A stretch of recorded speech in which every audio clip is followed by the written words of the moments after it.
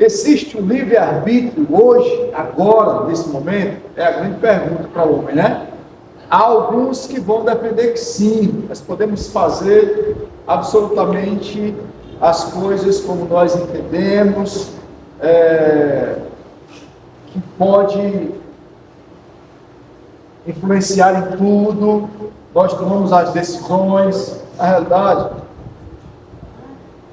a gente vai ver aqui no capítulo 9, acerca desse livre-arbítrio, a essência, o início, como a coisa se deu, para a gente saber o que a gente tem hoje, o que sobrou para hoje, né? O que nós temos agora. Temos essa liberdade, tão sonhada, né? Mas vamos abrir primeiro no livro de Salmos, capítulo 14. Salmo 14 fala, é um texto também citado lá em Romanos, mas no Salmo número 14 fala da corrupção do pecador e a sua redenção. Salmo de Davi.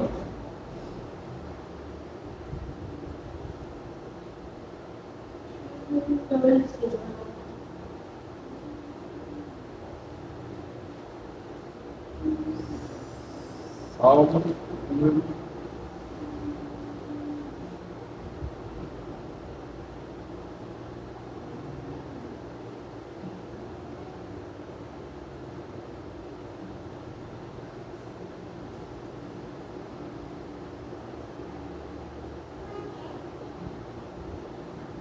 que é também reproduzido ali no Salmo 53, né? Nós vamos ler Salmo número 14, versículos 1, 2 e 3. Encontraram? Diz assim: diz o insensato no seu coração, não há Deus. Corrompem-se e praticam a abominação. Já não há quem faça o bem. Olha só, começou aí. Já não há quem faça o bem. Do céu olha o Senhor para os filhos dos homens, para ver se há quem entenda e se há quem busque a Deus. Todos se extraviaram e juntamente se corromperam. Não há quem faça o bem. Novamente, não há quem faça o bem. Não há nenhum sequer. Então, aqui está o fechamento, né? Vamos orar? A gente vai discorrer sobre o que Davi fala aqui nesse salmo, dentro desse aspecto do livre-arbítrio. Louvamos a Ti, ó Deus, pela Tua palavra santa, que é divinamente inspirada e gloriosa, e cheia de ensinamentos. O Pai maravilhoso nos faz conhecer acerca dos textos doutrinários contidos na Confissão de Fé de Westminster, dos capítulos que trazem clareza e que possamos mergulhar nessa profundidade do conhecimento, adquirindo, ó Pai, para o nosso bem e para a nossa vivência no dia a dia, fortalecendo as nossas vidas na Tua santa presença. Essa é a nossa oração, no nome de Jesus. Amém. Pois bem, no capítulo 9, na Confissão de Fé do Westminster, fala desse livre-arbítrio. No capítulo 14 de Salmos, já diz que não há ninguém que faça o bem. Todos fazem o mal, e não há um sequer. Vamos ver o que diz aqui na confissão, nas 5 sessões que ele fala sobre isso. Primeiro, Deus dotou a vontade do homem de tal liberdade que ele nem é forçado para o bem ou para o mal, nem é isso, e nem a isso é determinado por qualquer necessidade absoluta da sua natureza. Segunda seção, o homem em seu estado de inocência, atentem para isso, tinha a liberdade e o poder de querer fazer aquilo que é bom e agradável a Deus, mas mudavelmente, de sorte que pudesse decair dessa liberdade e poder.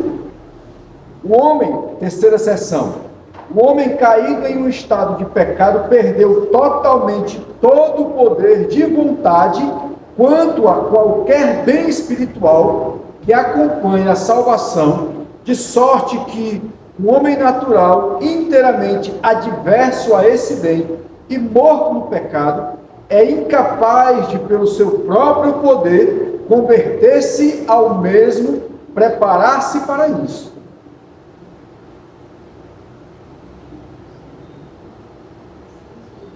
Seção 4. Quando Deus converte um pecador e o transfere para o estado de graça, ele o liberta da sua natural escravidão ao pecado e, somente pela sua graça, o habilita a querer e fazer com toda a liberdade o que é espiritualmente bom. Mas isso de tal modo que, por causa da corrupção, ainda nele existente, o pecador não faz o bem perfeitamente, nem deseja somente o que é bom, mas também o que é mal. Quinta e última seção.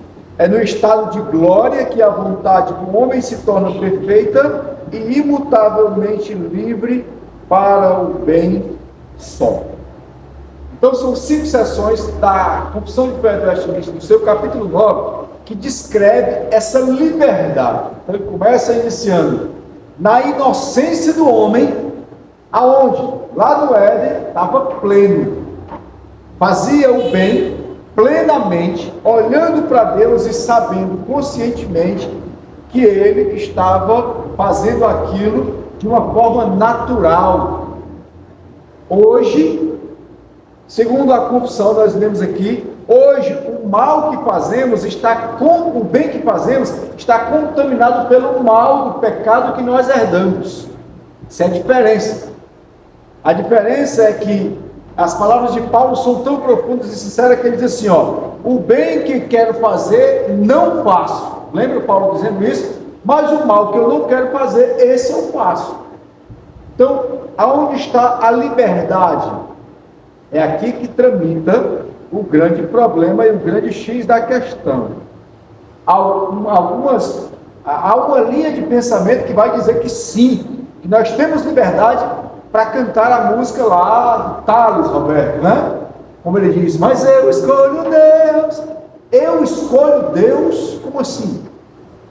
Se eu quero fazer as minhas vontades e já não tenho mais a pureza e a inocência de desejar Deus plenamente, eu posso até escolher Deus, mas de uma forma diferente. Por quê? Porque eu vou escolher um Deus do meu jeito. Esse é o grande problema da liberdade que nós não temos mais por causa do pecado. Se nós cantássemos essa canção, olhando à luz dessa ideia profunda que a doutrina nos mostra, acerca de que não há um justo e não há quem faça o bem, eu posso escolher um Deus para ser fiel à canção e dizer assim, mas eu escolho Deus, eu escolho ser amigo de Deus, mas eu escolho Deus nos meus princípios, nas minhas regras. Eu escolho Deus aonde eu posso adulterar, aonde eu posso me embriagar, aonde eu posso viver uma vida totalmente entregue à imoralidade do mundo, aonde eu posso fazer tudo aquilo que me agrada, sem que isso interfira a minha relação com Deus. Aí eu escolho Deus. Esse é o problema. Nós não temos. É por isso que o homem está destruído no seu pecado, e ele não tem mais essa livre escolha, de forma perfeita, como tinha Adão no Éden. Então, nós temos hoje o que poderia se chamar de livre agência. Nós temos uma liberdade de escolher qual roupa você vem para a igreja. Você tem essa liberdade. Eu tenho a liberdade de escolher o que eu vou fazer para comer. Eu tenho a liberdade de saber que eu vou de carro, vou a pé, vou de ônibus, vou de qualquer coisa, de qualquer forma. Eu tenho essa liberdade de escolher. Mas liberdade no âmbito espiritual, liberdade para mudar os atos e as coisas que podem influenciar na minha vida, na salvação, no meu contato com Deus. Eu escolho ser salvo ou não. Eu posso dizer não para Deus e dizer que eu não quero ser salvo, eu não quero ser eleito. Eu tenho essa liberdade? Não existe essa liberdade, né? Não existe, porque depois de Adão, o mundo inteiro, todos, até hoje, ninguém iria escolher a salvação. Quer ver a prova disso? A pandemia chegou. Foi o que aconteceu? Os cristãos ficaram dentro de casa, bem guardadinhos, porque não podia se encontrar na igreja. Uma grande massa de todos aqueles que não gostavam de ir para a igreja acharam a melhor coisa do mundo. É tanto que muitos nem voltaram mais. Eles escolheram Deus? Não. Eles escolheram ficar no conforto da sua casa, eles escolheram ir para o shopping, eles escolheram ir para a praia, ir para qualquer canto, menos ir para a igreja. Porque o governo proibiu, porque o pessoal da saúde proibiu, e aí virou uma rotina, e aí foi esfriando, porque exatamente o pecado que há em nós, como declara o capítulo 14 de Salmos, está aí. Mas aí, continuando aqui, dentro desse estudo, é muito comum acusar injuriosamente a fé reformada de negar o livre-arbítrio. As pessoas dizem que só os reformados pensam assim. Não é os reformados que pensam assim. Nós temos equilíbrio. Como igreja que olha à luz da palavra e tem uma percepção de quem é o homem diante de Deus? Um pecador caído nos seus males e delitos. Somos nós. E quem é Deus para nós? É aquele que nos justifica e que tem poder para nos restaurar e nos tirar da morte. E toda glória é dada a Ele, e nenhum mérito é dado a mim. Essa é a visão reformada. Essa é uma visão calvinista. Essa é uma visão de quem tem equilíbrio, de estudar a palavra e entender o que coerentemente faz sentido. Aonde eu preciso ajudar a Deus a me salvar, aonde eu preciso ajudar a Deus a fazer o bem para mim, não existe essa hipótese. Não existe essa ideia de que eu posso ajudar a Deus na salvação. Não existe. Não tem texto bíblico que possa apoiar essa ideia absurda. Eu tenho a minha responsabilidade. Aí sim, o texto fala. Eu tenho a minha responsabilidade de caminhar na direção de Deus. Mas Ele agiu em mim primeiro. Ele me amou primeiro. Eu estava morto e Ele me amou. Quantos mortos você viu se levantando porque Ele quis? Tem, né? Não existe isso. Então, vamos lá. O livre-arbítrio, né? Muitas vezes rejeitado. Alguns vão dizer que nós, reformados, olhamos muito para a soberania, para a suprema soberania de Deus, da qual a predestinação é apenas um aspecto, aquela coisa toda, mas que de forma muito difícil para eles, é um sistema que protege somente Deus agindo e o homem sem agir de forma alguma. É mais ou menos isso. No entanto, para compreender esse fato, nós devemos observar cuidadosamente que o que não é liberdade, o que não é a liberdade da vontade. Vamos lá. Por livre-arbítrio, queremos dizer que a vontade do homem não é coagida. Alguns vão dizer, se eu penso como um calvinista ou como um reformado, é como se eu fosse um robô e Deus fizesse tudo e me levasse a fazer tudo. Não é isso.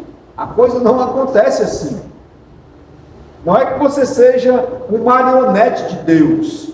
A soberania dele, a soberania do Criador de tudo, ela está sobre todas as coisas do mundo.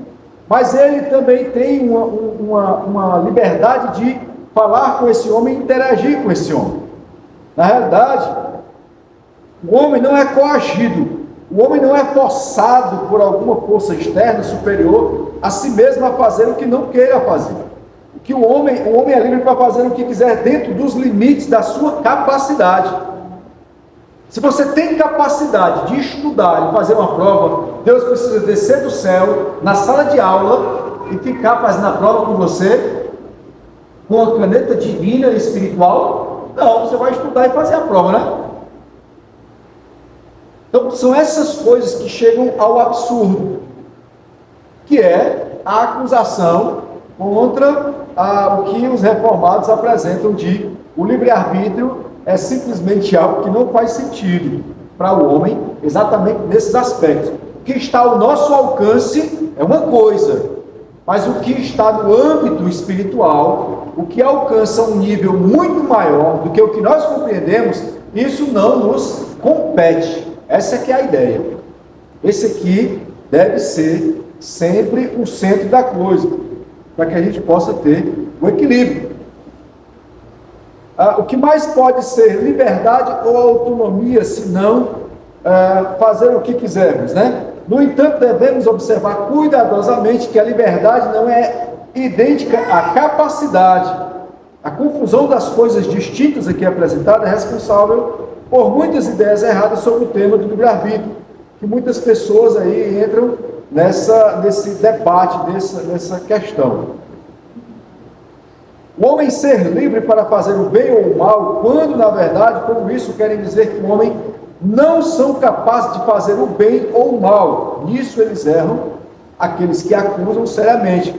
Pois a Bíblia ensina clara e consistentemente, primeiro, que o homem é livre para fazer o bem ou o mal. Isto é, que ele tem a liberdade para fazer um ou o outro, mas que é capaz de fazer apenas o mal por causa da sua condição caída, como Deuteronômio diz, lá no seu capítulo 30. Lembra de quando havia Caim e Abel em um grande embate, e ele queria matar o irmão? Deus olha para ele e diz: o bem e o mal está diante de ti, cabe a ti fazê-lo ou não, né? Lembra desse detalhe? Pois é. Mas o que ele escolheu? Ele matou o irmão. Sabe qual é a liberdade aqui que nós temos? O livre-arbítrio aqui é exatamente aqui um X, o problema, o ponto central é que a nossa condição de fazer o bem ou o mal, ela está tão inclinada para esse mal, que a liberdade do bem, que nós deveríamos fazer, como o próprio Paulo diz, já não é mais para nós algo tão desejado, porque parece que o mal se tornou muito mais atraente. E aí, quando nós lemos o Salmo 14, ele começa, o salmista Davi, dizendo assim, o insensato. Quem é o insensato?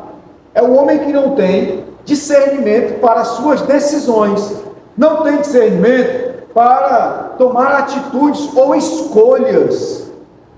Quem é esse insensato? É aquele que, como Salomão vai dizer, ele não medita antes de falar. O insensato, ele descarrega uma tempestade, uma cachoeira de palavras, sem sabedoria.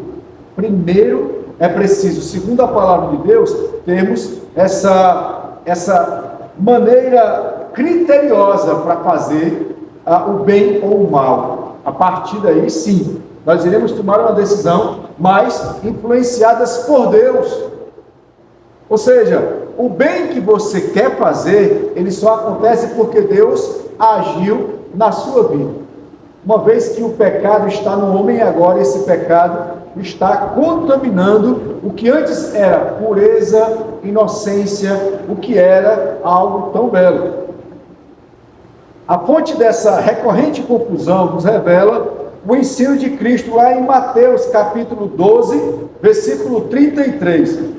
Olha o que é que diz Mateus capítulo 12, versículo 33.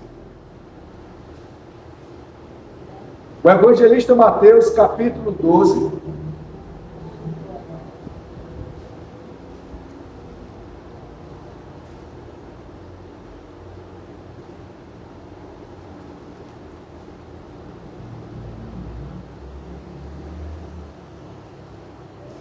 Árvore e seus frutos, ou fazei a árvore boa e o seu fruto bom, ou a árvore má e o seu fruto mau, porque pelo fruto se conhece a árvore.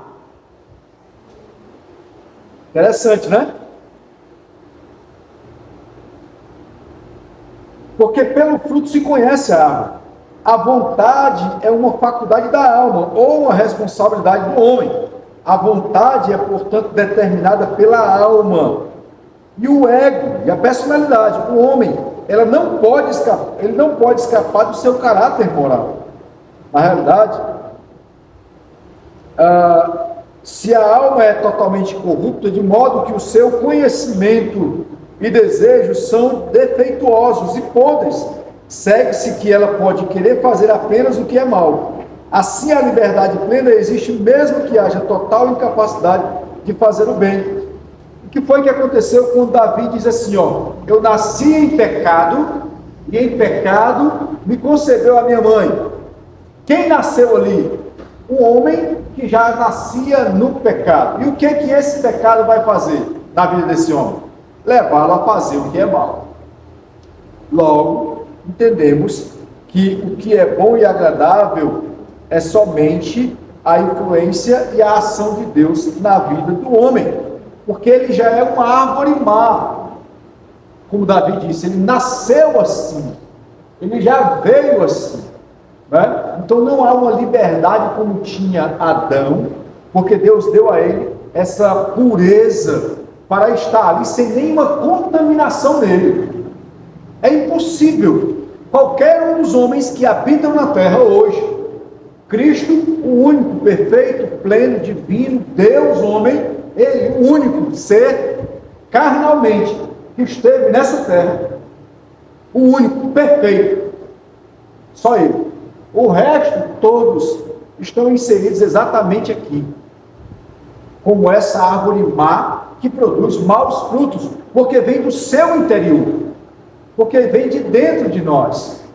Mas pastor, eu estou orando pelo povo que está na enchente, pastor, eu estou doando meu dinheiro, pastor, eu estou ajudando pessoas, eu estou entregando cestas básicas, eu vou visitar as pessoas de rua, levo uma sopa para elas, eu faço isso, eu faço aquilo outro. Eu não sou uma pessoa que age.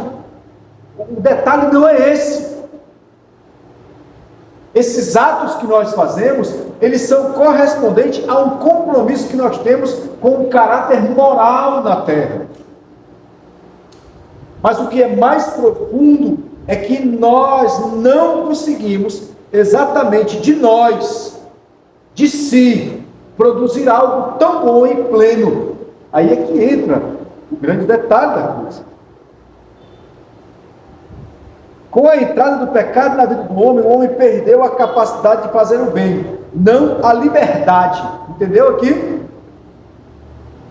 Ele tem liberdade de fazer o bem. Ele até faz o bem, mas ele tem a incapacidade dentro dele mesmo. Porque o nosso coração é marcado e contaminado por isso.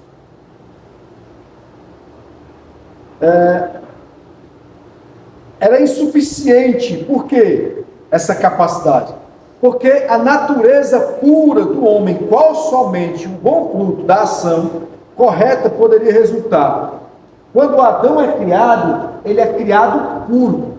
Ele é criado de uma forma plena pelo próprio Criador. Né? Então ele tinha nele a pureza de executar o que era bom. Quando a nossa natureza, vinda de seres caídos agora, contaminado e manchado, está repleta de sentimentos, pensamentos, desejos e atos, já está a partir daí aniquilado essa capacidade. O homem perdeu a capacidade. Hoje ele tem a liberdade, não essa capacidade.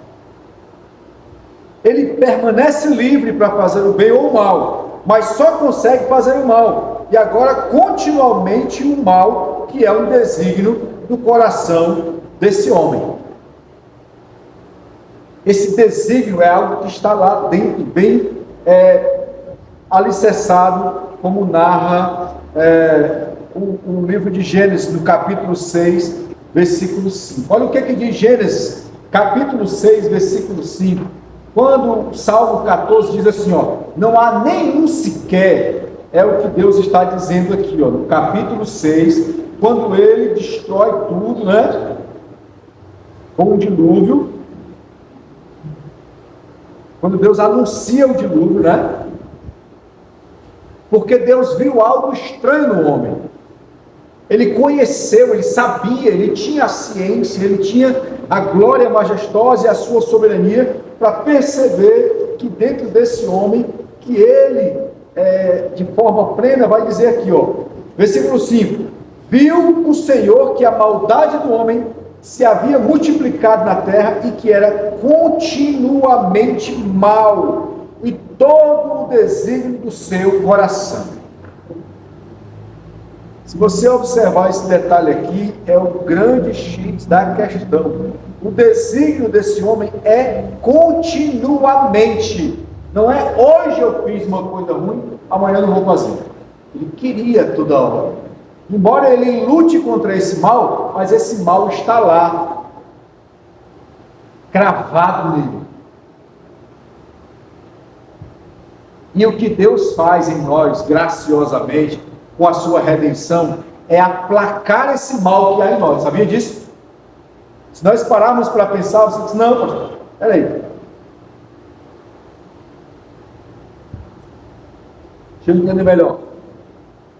Eu sou uma pessoa que está na igreja, nascido, justificado, restaurado, um novo homem, uma nova criatura, nasci de novo, eu estou em Cristo, e ainda há esse mal em mim, pastor, em nós. Sabe por quê? Porque Deus aplaca esse mal, segurando-nos e nos dando os limites, simplesmente para que nós não sejamos piores. Essas são as palavras de Charles Spurgeon, né? O mal que você vê em mim, esse realmente sou eu. Mas o bem que você vê não sou eu, esse é Deus. Por quê? Porque se o Senhor deixasse o homem na sua liberdade total e plena, nós poderíamos fazer coisas horríveis. Pode prestar atenção. Eu sou manso, eu sou cristão, eu estou na minha, eu suporto. Mas quando você chega no último nível, aonde a panela de pressão já perdeu ali aquela borracha, aquele medidorzinho já está o vapor a 1000 por hora, as coisas vão explodir. O que é que você faz? Você abraça a pessoa e pede perdão a ela? Verdade. Complicado, né? Não é. Nós extravasamos realmente, porque nós queremos se vingar, nós queremos explodir e colocar para fora aquele sentimento, seja um sentimento de vingança, um sentimento de raiva, algo para ser descontado que fizeram. Essa é a natureza do homem, é aí que está um grande problema. E aí a gente consegue ver claramente, e às vezes nós vemos só algumas pinceladas disso. Vamos lá, dentro de casa, uma mãe que um filho, ela falou 5 vezes. Tem mãe que diz assim, eu só vou falar 2 vezes, né? Eu só vou falar 2 vezes com você. A primeira e a segunda já não vai dar mais certo. Mas uma mãe mais paciente, ela falou 5 vezes. E o filho continuou. Aí depois de 5 vezes, ela bota mais 5, porque ela é paciente. Ela falou 10 vezes. Quando terminou a 10 vezes que ela falou, o que ela vai fazer? Ela vai lá dentro, ela sai e não enxerga nada na frente. Ela pega o cinto que está lá no canto, ela pega uma corda, ela pega um cabo de vassoura, ela pega um tamanco que pesa uns 3 quilos, igual o que a gente estava domingo, um tamanco gigante, e ela já vem espancando o menino, da cozinha até o quintal, ou então da sala até, e ali ela extravasa, porque ela não aguenta mais. Mas pastor, a Bíblia não diz lá em Provérbios, corrige o teu filho com vara? Está certo, está errado não. Mas você viu que nós não temos a paciência de Deus? Cadê a liberdade? O livre-arbítrio? Não tem, né? Nós extravasamos o nosso sentimento. Entendeu aí? Como nós vamos além. E Deus, o texto diz assim, Deus não nos trata segundo a nossa maldade. E a nossa maldade nós julgamos com o nosso senso de justiça. Por isso a liberdade que há em nós, ela não se compara. O homem, ele não tem mais a capacidade, ele perdeu. Mas ele consegue andar nesses 2 lugares. Certo? Ele está caído. Mas esse pecado baldeou essa capacidade do homem. Porque ele vai lá e tem hora que ele chuta o balde, né? É o casamento, é o emprego, é algo que ele fez mal, você vai lá e extravasa. Não, mas eu sou crente. Mas o cristão, mesmo com todos os limites, ele ainda está num corpo de pecado. É a graça de Deus que nos segura para não sermos piores. Meu pastor, tem crente que é pior do que o pessoal do mundo. Está vendo aí a resposta? Tem, né? Judas. Entendeu? E aí, é exatamente a partir desse aspecto que nós precisamos que Deus seja gracioso e continue cuidando de nós. O homem tinha liberdade para fazer o mal, bem, ou conseguia fazer tanto um quanto o outro. Após a queda ele perde isso, mas ele só consegue fazer o mal agora, né? O que vai acontecer? Existem manchas desse mal em nós. Poderia fazer o bem estando acostumado a fazer o mal? Jeremias vai falar isso, né? O coração do homem é enganoso, ele vai dizer. Olha só. O homem pecador não pode nem mesmo fazer a única coisa boa necessária para trazer a sua libertação. Nem o homem pode vir a Cristo. Está lá em João, capítulo 6, versículo 44. O Senhor nos levou para Ele. Porque a nossa caminhada para Deus, ela é deficiente. Não há quem faça o bem. Não há quem queira Deus. Não há quem queira fazer a coisa correta. Pode prestar atenção.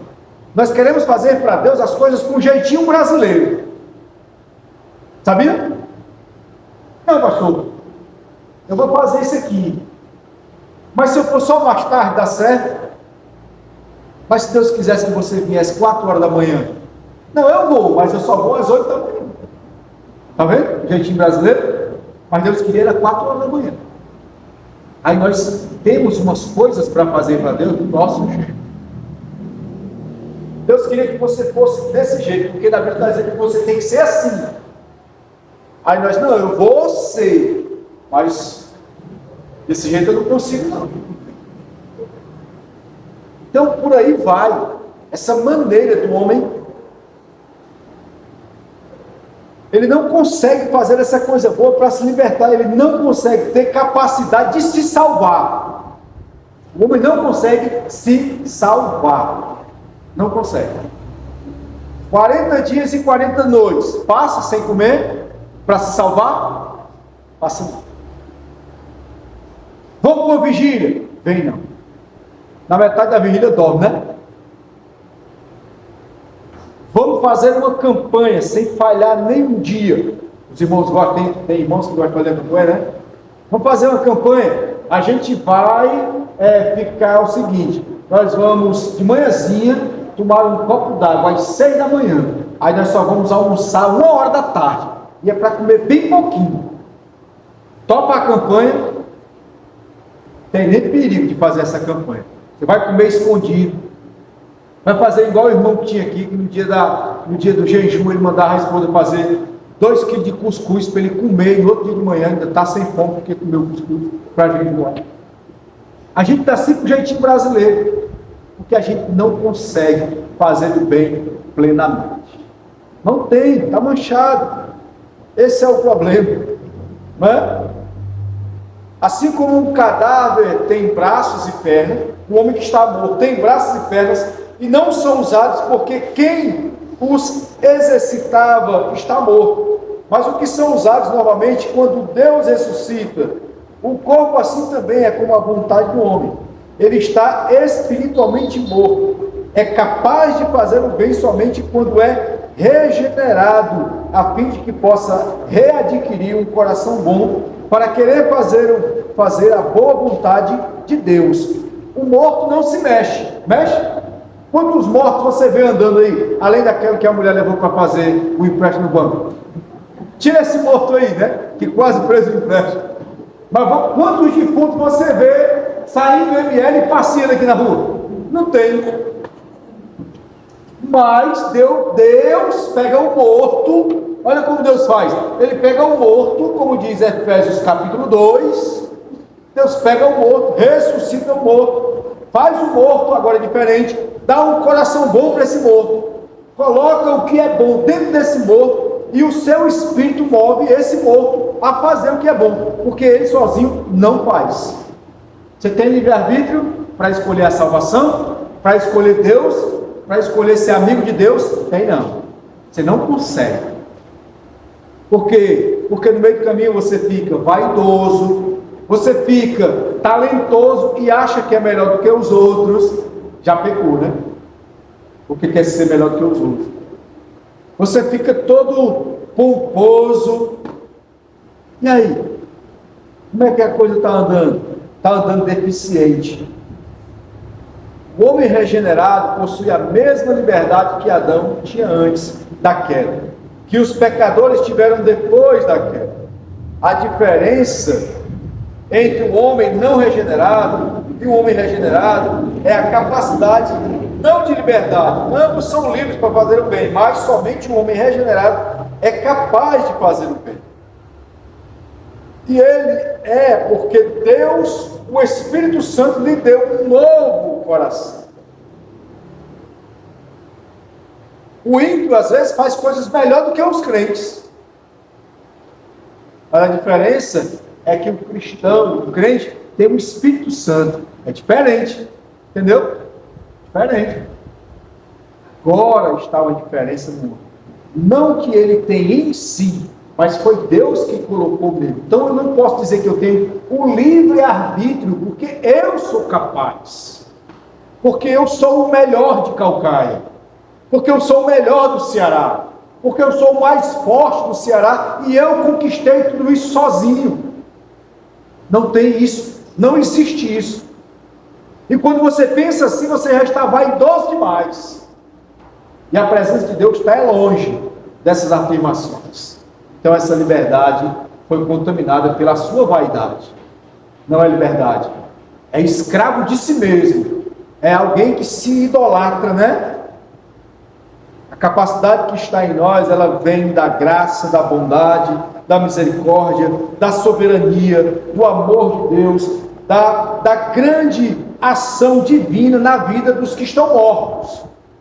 Mortos e agora regenerados, ressuscitados, justificados e vivificados em Cristo. Aí sim, você é uma nova criatura, mas por causa dele. Por causa dele. Então nós seremos capazes de fazer apenas o que é certo por causa de Cristo. E assim será porque a sua natureza, não a nossa natureza, mas a natureza de Cristo, confirmará a santidade operosa de Deus em nós. Totalmente operosa, porque o Espírito Santo opera em nós. Embora o mal venha, muitas vezes, nos afligir, mas é em Cristo e é nele. Nós vivemos nele. E o mal agora se tornou algo e deve ser algo menor, para que a presença do Senhor seja abundante em nós, porque Ele é o autor de tudo isso, porque é dele toda a glória, e é nele que nós vivemos. É a partir dele que as coisas acontecem, não de uma pseudo ou aparente liberdade que o homem acha que conquista ou que consegue. Uma liberdade que foi perdida e que ficou lá no Éden, lá dentro. Não existe mais. Não tem como. Tudo é glória dele. Tudo é obra dele. Tudo em nós agora é providência dele. É ação dele. Naqueles que são incapazes, que foram amados por aquele que é santo e perfeito, nos dando pela graça a capacidade de agradá-lo, de viver para ele com as nossas deficiências, com a nossa maneira tão tortuosa de fazer o que deveria fazer perfeitamente. Então, louvamos a Deus pela sua misericórdia sobre nós. Amém? Vamos orar, dando graça a Deus por todo o amor e todo o bem que Ele tem para com a sua igreja, mesmo tão limitada e cheia de imperfeições. Santo, perfeito e glorioso Deus, Tu que és soberano, majestoso, nós colocamos, ó Pai, diante de Ti a nossa oração e as nossas petições, suplicando que graciosamente o Senhor continue nos ajudando. Rogamos ao Senhor, porque nada merecemos, mas suplicamos ao Senhor que haja de forma graciosa, estendendo a mão sobre nós e nos fazendo caminhar na Tua direção, estendendo as mãos sobre nós, e que o Teu Santo Espírito, de forma maravilhosa, possa continuar agindo no meio da sua igreja, escancarando os nossos olhos, para que haja uma percepção clara e plena e equilibrada de que somos pecadores, necessitados do Teu agir. Assim, ó Deus, nós Te louvamos, assim nós Te oramos e assim nós agradecemos por tudo que o Senhor tem feito. Em nome de Jesus. Amém. Graças a Deus. Amém, meus amados.